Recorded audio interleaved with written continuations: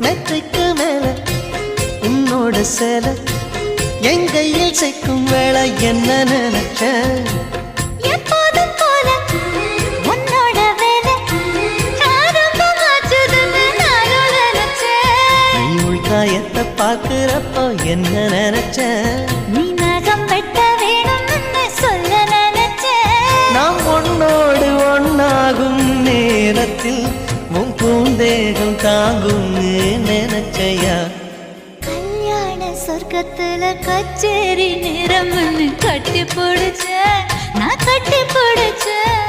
வெட்கம் விட்டு மூச்சு முட்டை கட்டி பிடிச்சேன். சொக்கி தவிச்சேன்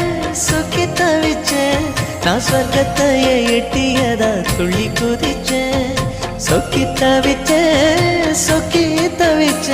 நான் சொர்க்கத்தையே எட்டியதா துள்ளி குதிச்சேன்